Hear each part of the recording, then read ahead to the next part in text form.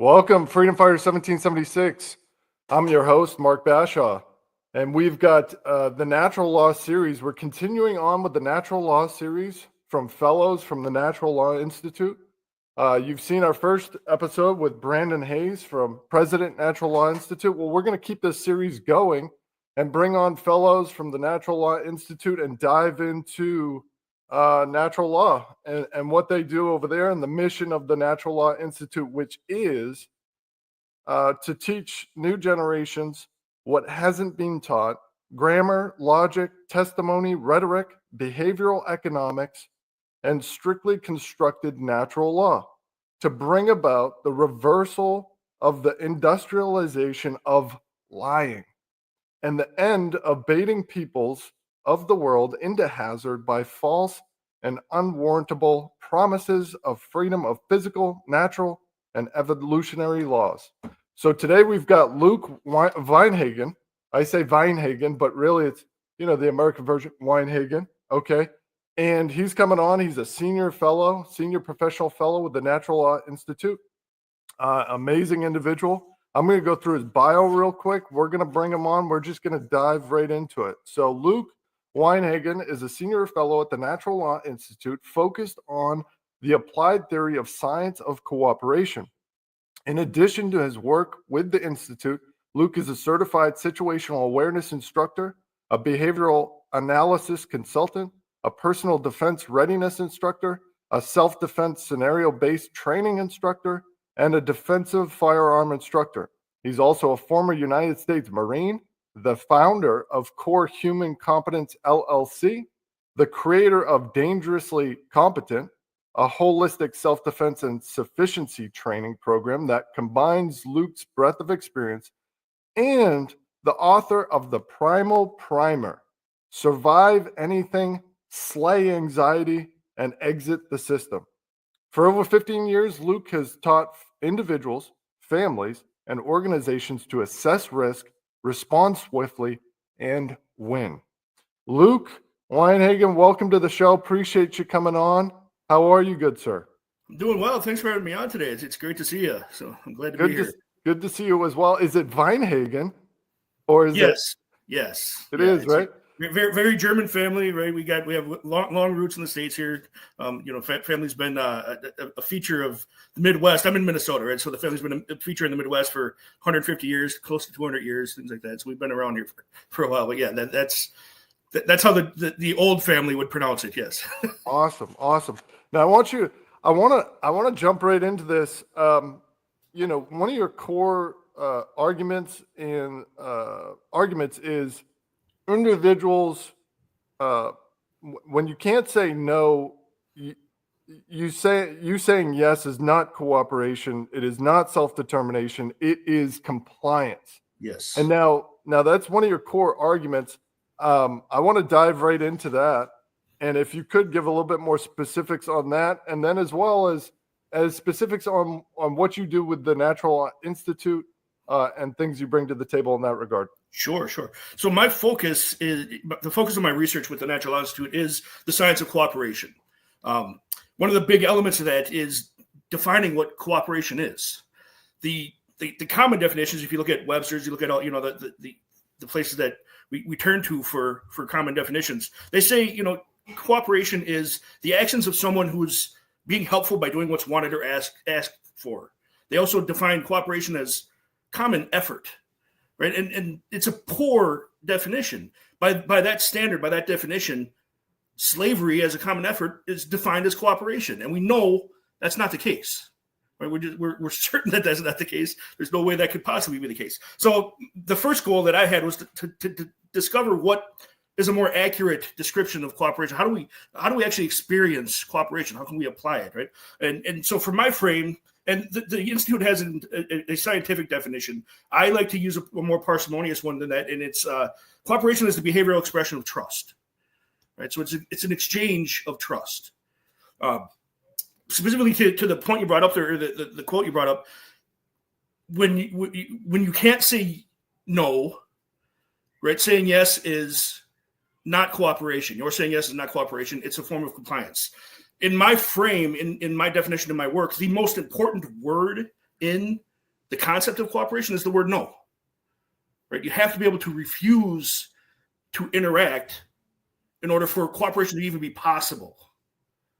And I mean, that's such a important thing. And we're seeing, would you say that not being able to say no has expedited the timeline of life and death for individuals, specifically the past 5 years?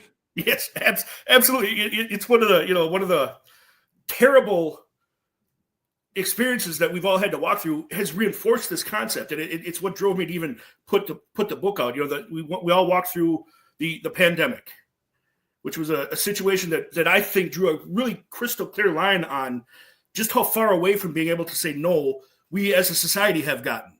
Right, we've really conditioned ourselves away from even the possibility of cooperating with each other because we've become so compliant rather than maintain our ability to cooperate. Look at the levers that were being used against all of us in that situation during the pandemic.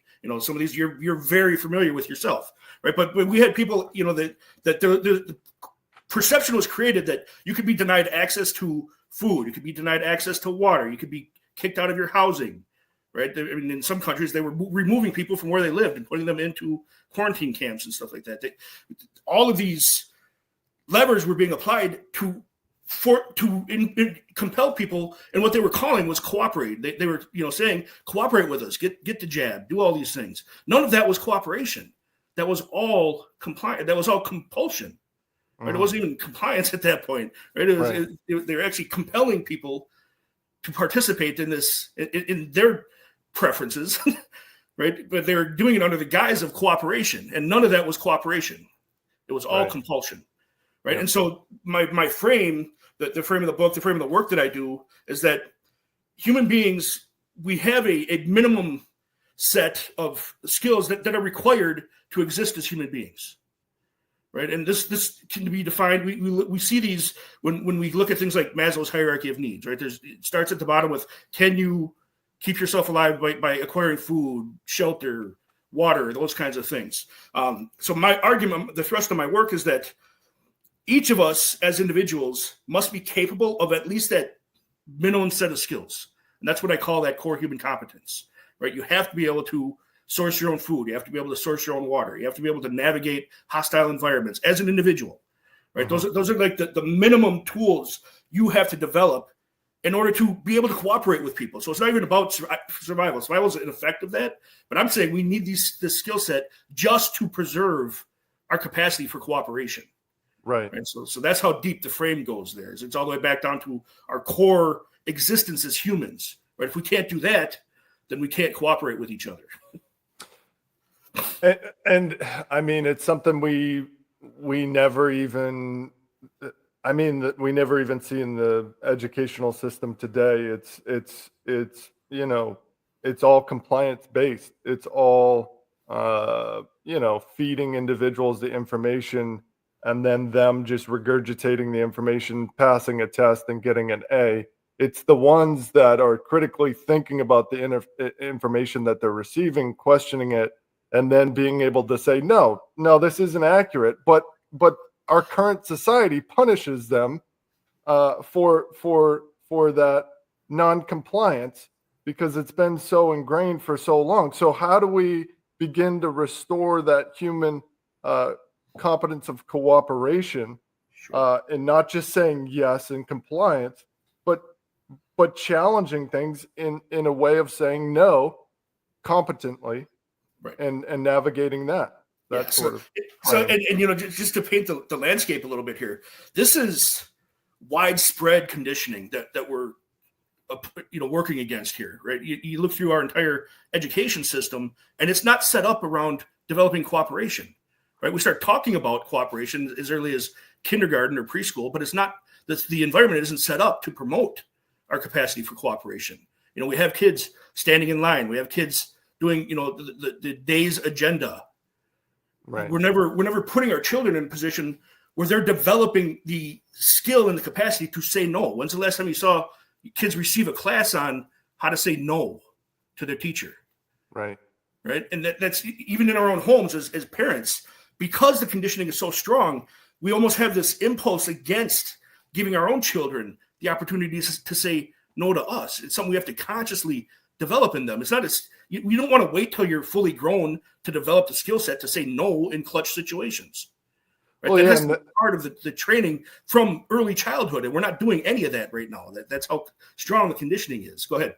well, and the deal, yeah, right. And we're seeing a bunch of children running these agencies and Yeah. our supposed form of government. They're they're not even acting as adults. Correct. But would you say we're in a time period where saying no is a revolutionary act? Yes, absolutely. It's a revolutionary act, but it also, I like to use the concept of saying no even as a barometer, sort of a self-diagnostic tool, right? Anywhere saying no feels uncomfortable to you is where you need to focus your efforts. Mm-hmm. That's where you have a vulnerability in your own capacity for maintaining your sovereignty, your own capacity for integrating into cooperation, for participating in cooperation. That's a domain in which you are not a cooperative agent. You are a compliant agent, right? Because you have that, you can tell by that resistance to saying no there. And so it's a great barometer. How would you tell somebody, how would you mentor somebody or teach somebody that once they say no, what should be their follow-up observations or actions upon the receivers of their simple message of no? Well, first of all, people are going to be surprised by hearing no. We're just not used to hearing it, right? We expect compliance, right? We expect people to go along. We don't expect resistance to what, we look back to that definition, right? It's being helpful by doing what is wanted or asked for, that even when it's not necessarily helpful. So first of all, you're going to be confronted with people's surprise, right? But the conversation that I have when I run into that is, why do you want me to do that? I'll ask the question, right? And what I'm trying to do is I'm trying to encourage whoever's seeking what they call cooperation to me. I'm trying to build a frame, real quickly, just build a frame for them to understand they're not asking me for cooperation. Right. Right. But I spend my time teaching this stuff, so all of those for me are teaching opportunities, right? So I know. So for my own situation, the military, 17 years, it was great. Loved service, loved military service, loved everything about it. But there was a distinct period of time where things in 2021, the summer of 2021, became extreme, like completely belligerent. And it was a point in time where I had to say no. Yes. But I had to follow the frame in which, why is it that you're getting me to want to do X, Y, and Z? Yes. And no, and first off, no, I'm not doing that. But why is it? Let's have a rational conversation about it. And what we saw was a complete irrationality thrown at us, and an all-out assault on the individuals that were saying no in the most rational, human, adult, whatever you want to call it, manner, that flipped this whole script on its head. Right. And it's not going away. Like, that doesn't go away. That belligerence was so strong, so powerful. It wasn't just in the military, it was throughout. Right. So from your base of what you do with, I don't want to call them, the people, the families, the individuals you work with, is that popping up more and more where they're coming to you with the scenario that they've had specifically in the last 5 years with this belligerence, and walking through how they went about it, and then you're able to impart, like, hey, here's what you did right, here's what you did wrong? Or are you integrating this into other formal type environments? Yeah, and I do some of both. Talking about the military piece for just a moment. The military, because we've created a society of compliance. The military has become almost an apex expression of that, right? We have a military that is very compliance focused, right? It's very hierarchical, which is fine, but it's also very top-down orders wise. We don't do a lot of, small unit leadership like we ought to be doing. Right. We don't want, the privates making decisions when really we should be teaching them how to be making decisions, right? They could be the only person left to accomplish the mission. They should be able to make the appropriate decisions, right? So we're missing, we lose some of that martial character as we step ourselves away from cooperation and further into compliance. And we're several generations deep into that conditioning now. So it's going to be a slog pulling us out of that. As far as how I work with organizations and things like that. So I mentioned earlier Maslow's hierarchy of needs. So I start from the bottom up when it comes to restoring our capacity or our competence, our foundation that we have to stand on to say no, right? Like I teach survival skills. I don't teach survival skills with the intent of helping you survive per se. That's a side effect. I teach it for the purpose of rebuilding your emotional regulation, removing that lever against you, right? If you can go out and get your own food, they can never compel you by saying you don't get to go to the grocery store. Right. If you know how to source your own water, they can't say get the jab or I'm turning your water off to your house. That's not a lever that can be used against you anymore. Right. And now some of those things in a situation like you were in, where you're in the military, you've agreed to a certain level of compliance. Yep. Right. Contractually and through the spirit of the service that you're involved in. Right. So you've agreed already to set aside some level of cooperation in favor of compliance. And that's part of the game of being in the military. Right. Yeah. Right. But it doesn't change the fact that we have each of us have a responsibility to ourselves even to build our foundation strongly enough that we can engage in cooperation. Now, one of the things that we're running into is you mentioned these scenarios that people get themselves into because, and it's a little nuanced here. So let me see if I can walk you through it. But we're very passive in our interactions. We're always looking for other people's incentives and how we can react to those incentives, right? And that's part of the conditioning that's been imposed upon us. What we need to be doing is identifying our own incentives in these interactions and make it self out rather than outward in, right? Mm-hmm. How are we responding to their ask rather than how are we reacting to their incentives? Right. And that's that even that shift in mindset is how we get back to individual agency and individual sovereignty. But we can't do that while we're always thinking everybody else's incentives are superior to my own. And that's what compliance does for us. It compels us to do. Right, instead of cooperation. In cooperation, we're trying to figure out how to pursue our interests in alignment with other people. Right. We're never setting our interests aside. Right.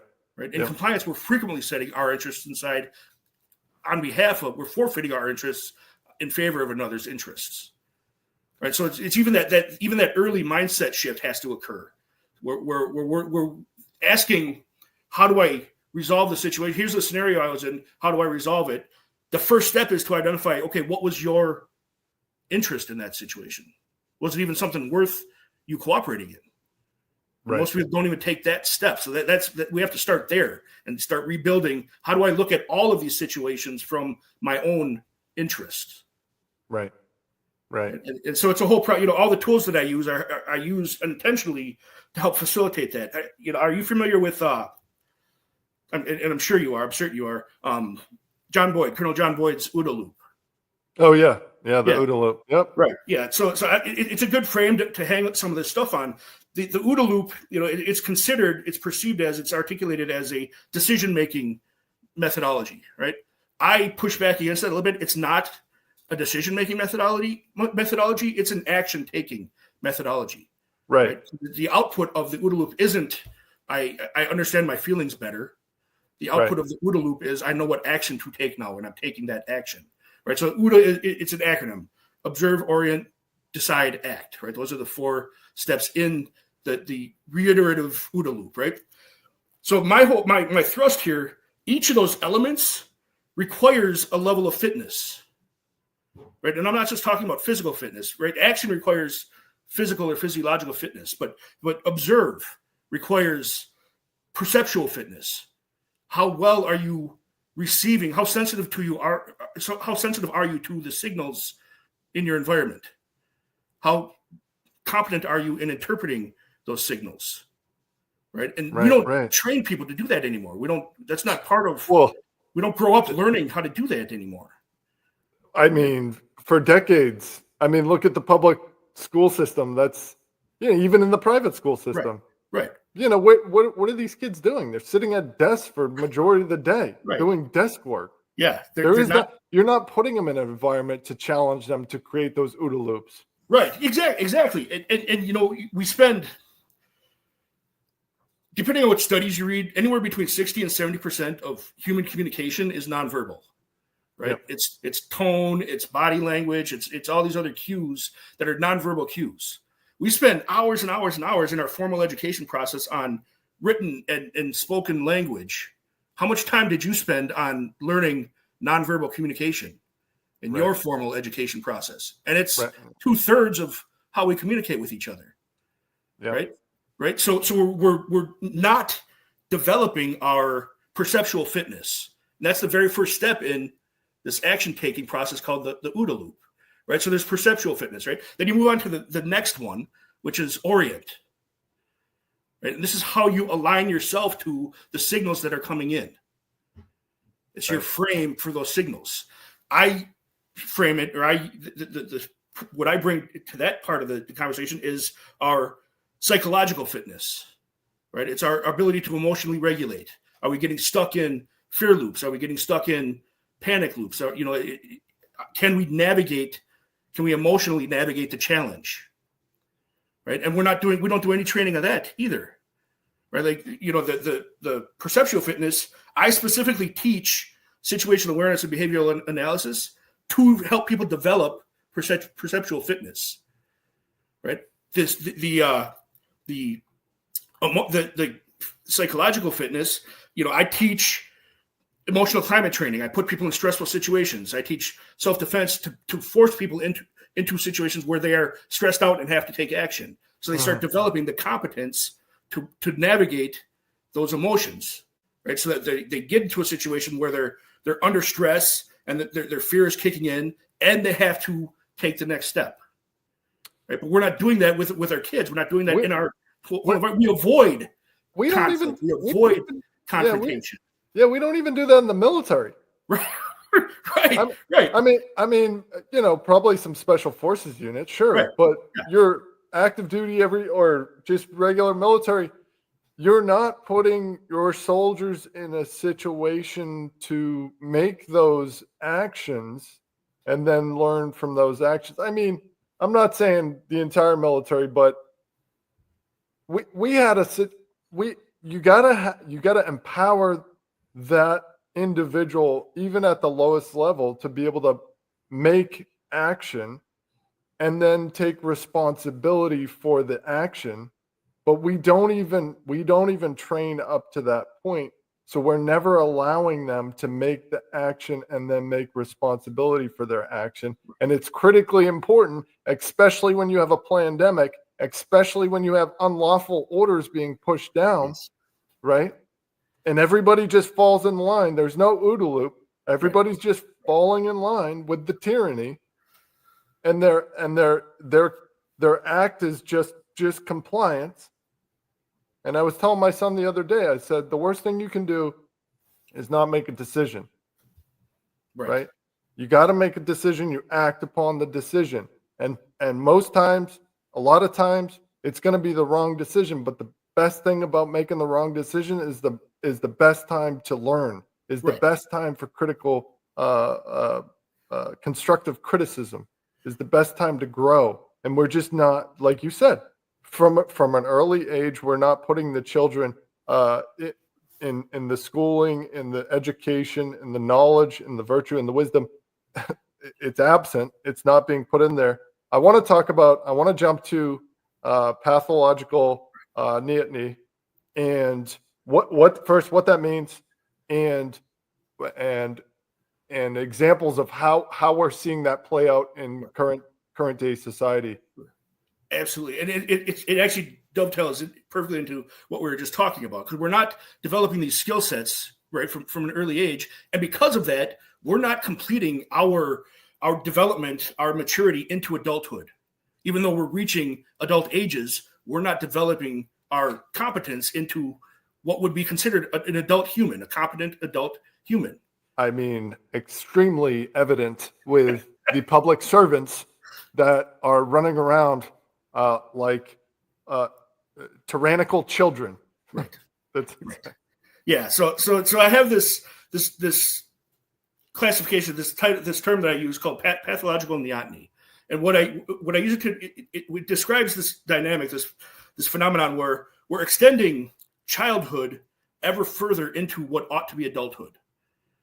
Right. So the 26-year-old today is less capable than the 12-year-old from 5 generations ago, as far as maintaining their own existence as a human organism. Right? They can't survive anymore. Now, the source of this, the cause of this, you mentioned make the decision and get what I call feedback. Right? Nature used to be our primary source of feedback. Right? You do something stupid, nature kills you. Yep. Right? That's immediate feedback. It's quick, it's fast, and it filters out stupid. Right? Yep. We've, as humans, as we've mastered our environments, we've pushed nature further and further back away from us. But that also means we've pushed feedback further and further back away from us. We've created this gap where we've created this gap between our actions and the consequences of those actions. We've created this feedback gap. So we've disrupted the feedback loop.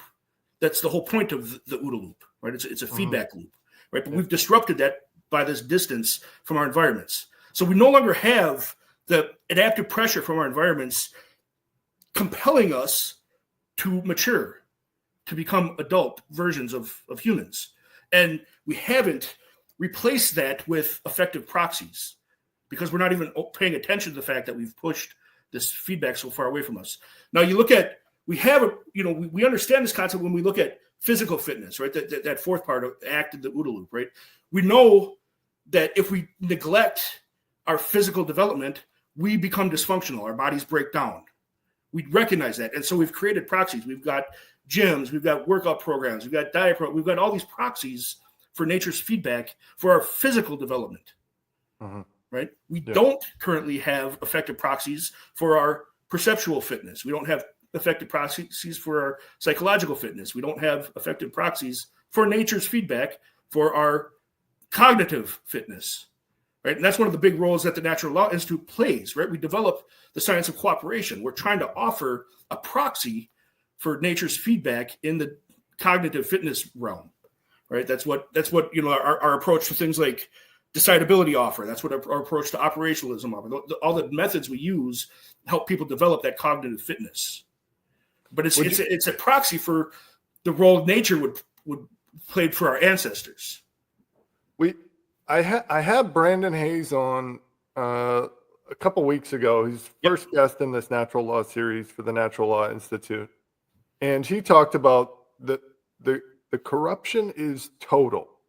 And so, talking about what you're saying, would you say because the corruption is total, a lot of people are getting slapped with reality, and they're being forced into this proper perception of what's really going on versus the psychological manipulation that they've been programmed to believe for decades and decades? Yeah, in a lot of ways. And I would suggest that most people are not quite being slapped with reality yet. What they're being confronted with is the reality of their own level of dependence on this system that doesn't have their interests at its core. Right? We exist in a bunch of self-serving systems. They literally implement policies to maintain their own existence, not to serve the populations that they were created to serve. Right? I mean, that's this whole bureaucratic bloat and all that kind of stuff. These are self-preserving systems at this point, right? But where we've made the mistake, where we've allowed vulnerability to manifest, is in becoming dependent on those systems, right? You know, in that same frame of pathological neoteny, you know, we think, you know, we grow up in our parents' house, food comes from the refrigerator, right? Water comes from the faucet. Then we grow up, we become adults, we get our own place. Water still comes from the faucet. Food still comes, but food now, instead of it comes from, you know, our parents' refrigerator, it comes from the grocery store. And we think that means we're suddenly more capable of maintaining our own existence. No, we're still entirely dependent on this system, right? And anywhere we have that kind of dependent for our needs, you know, dependent, I make a distinction between dependence and reliance. We want to be able to rely on each other. We don't want to be dependent upon each other, right? Children are dependent on adults. Adults rely on each other. Yep. Right? Everywhere we have a dependence, we have a vulnerability, and it's a lever that this system that's hostile to us can use, not to encourage us to cooperate, but to force us to comply. Right. I equate it to individual unalienable power. Yes. The individual must stand upon the unalienable power in which they ought to be taking hold of and standing upon. And when you do that, there is a cooperative. You'll find others who are doing the same thing, and it's a cooperative task. I equate it to securing the republic. Yes. You know, if you're not individually standing and doing what you're supposed to do and wielding the power properly in which you're given, like a man, then you're a child, and you're not going to be able to cooperate. Right. You're going to comply with everything that gives you food and just like keeps you comfy and happy. Yeah. But when you're standing up and you're wielding the power properly, you're securing, and then you're able to cooperate with others and challenge each other along the way. Just like kind of the Natural Law Institute, when I came across this, came across Brandon, we went to high school together, but the Natural Law Institute and the fellows there have challenged my cognitive, my intuition, I would say.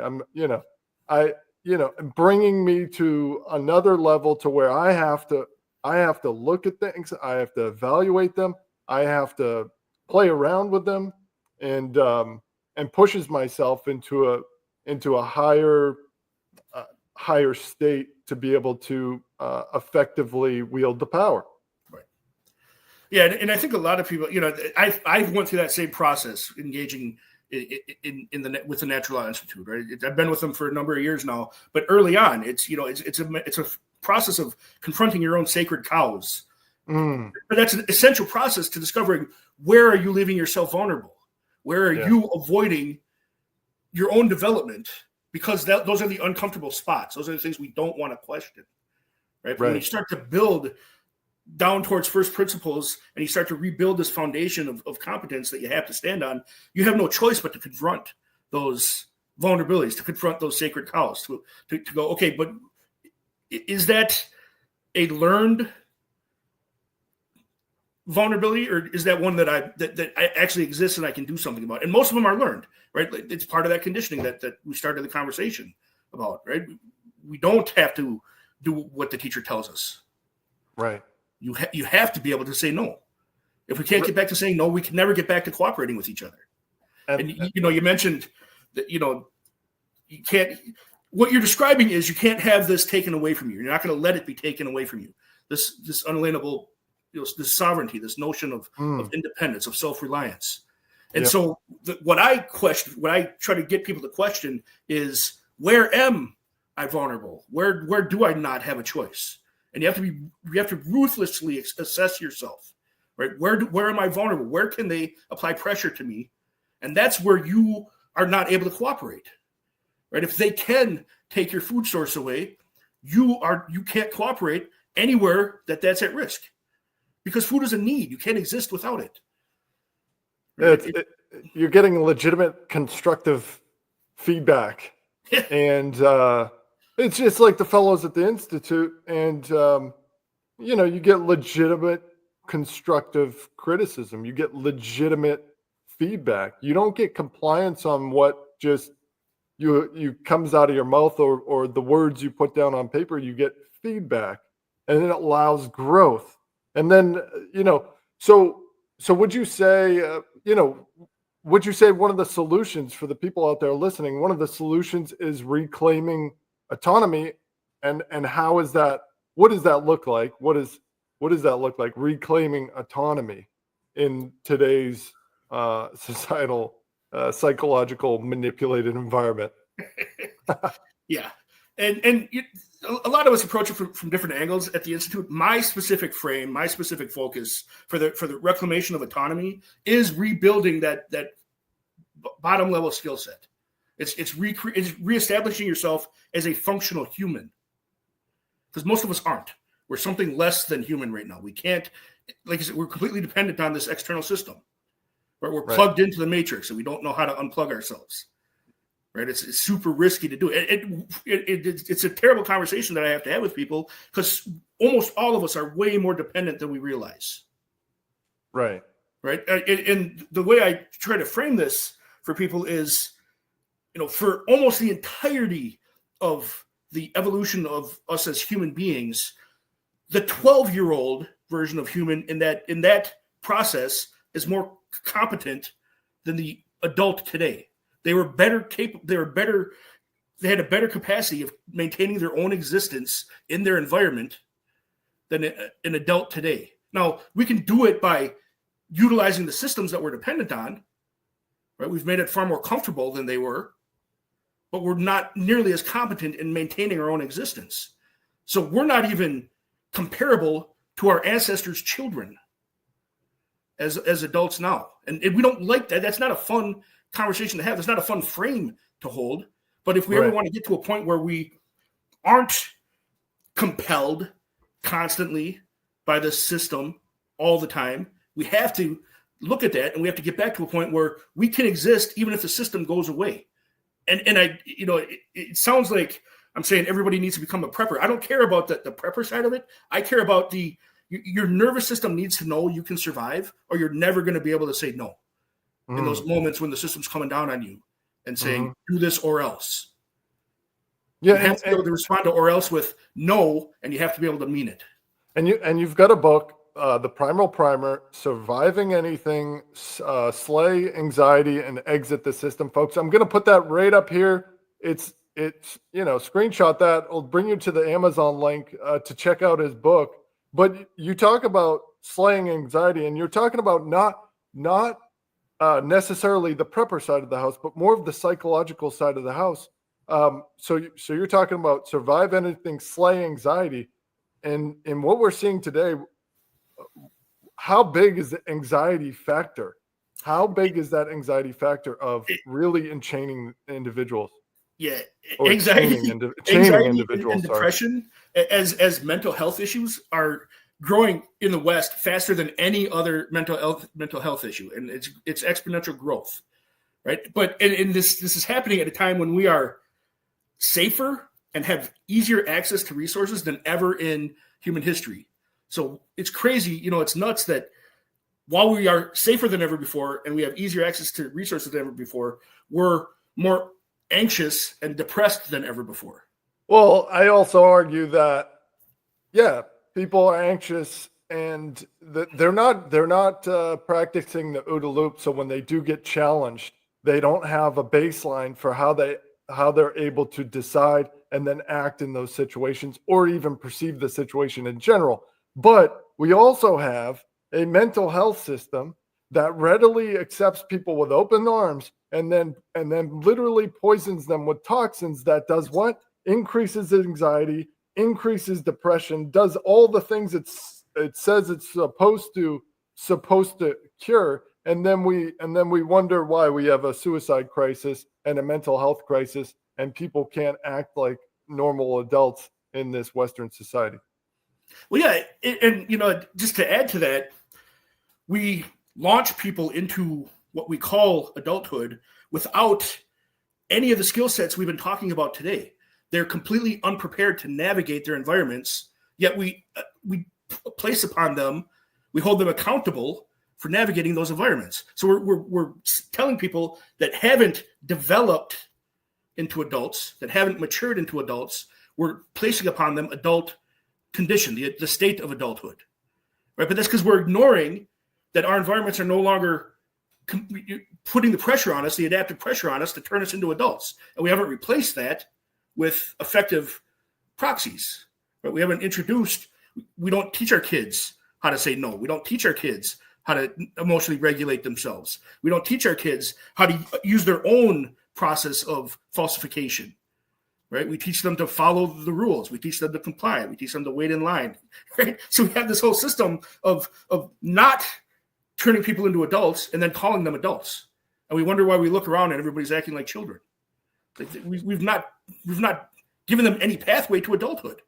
So for the individuals out there listening, what would you say? How could they get plugged in to the solutions at Natural Law Institute, reclaiming autonomy, first principles, and things like that? Sure.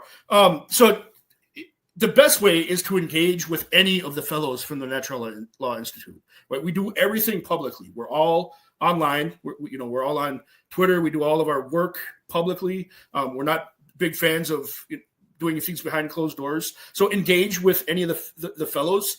Each of us has a different focus for how we apply natural law, how we apply the research of natural law. And as you engage with us, you're going to quickly find which one of us is going to meet you where you're currently at. Right? Like my stuff is working on this basic core level, bottom of the pyramid, human needs stack. Right? We have other guys working on how do you become more agentic. We have other guys working on how do we apply this at the level of government.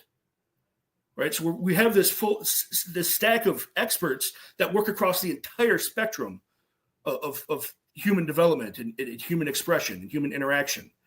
And so we've really covered very effectively any state any individual could be currently in. And so start engaging with us, reach out to go to the Natural Law Institute, look through the material there. But like I said, the best way is to just start engaging with us. Come online and ask us questions. We all invest in answering questions. If you show a genuine interest, if you're not just, talking smack, but you show a genuine interest in addressing an issue, we're going to engage back. We want that.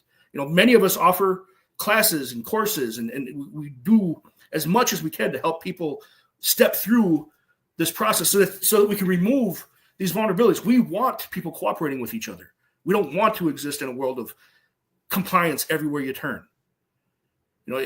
Any animal that's under a state of control all the time is going to feel anxiety all the time. Yeah, exactly. Right. If you're, we see this even in animals in zoos and stuff like that, in artificial environments. If you're in a constant state where your needs can be denied to you at any moment, anxiety is a healthy response to that. Right. It's not even a bad thing. If you're standing in the middle of the street with a blindfold on, you should feel anxious. That's a healthy response to that kind of stress. Right. No, but we call it bad. That's a good point. That's an excellent and it shouldn't be bad. We just need to recognize that we're not equipping people to navigate the environments they're in, and that's going to produce anxiety. So instead of medicating the anxiety, let's equip them to navigate the environments they're in. Build that confidence to build agency, build sovereignty, build self-reliance, build their ability, turn them into somebody worth investing cooperation into. Build them into somebody you can trust. Right? We're trying to teach people how to be trustworthy again. Awesome. Well, appreciate you we appreciate you coming on, sir. Thanks so much. We look forward to having you again and diving more into the solutions of Natural Law Institute, what you're doing. Again, folks, check out the book, screenshot this, right? And then the book right there, the Primal Primer. Survive anything, slay anxiety, exit the system. Well, God bless you, sir. Appreciate you coming on. Look forward to having you again. Absolutely. Thanks for your time today. I really, really, really, really appreciate spending the time with you. So. You're absolutely welcome. Folks, check us out, freedomfighter1776.com. You can go over there. You can check out the resources, or you can go to ff1776.com. It's a lot easier to put it in your browser. It'll bring you to the same Freedom Fighter 1776. A lot of resources over there. Also, Freedom Financial 1776. Learn how to be your own bank. Do your own research. Secure your financial future with some of the technology that's coming online. And next week, I think we're going to continue on with Natural Law Series. We have another guest from the Natural Law Series, Noah from Natural Law Institute. And so we'll have him on next week, I believe. And so stay tuned, folks. God bless. Much love. Take care.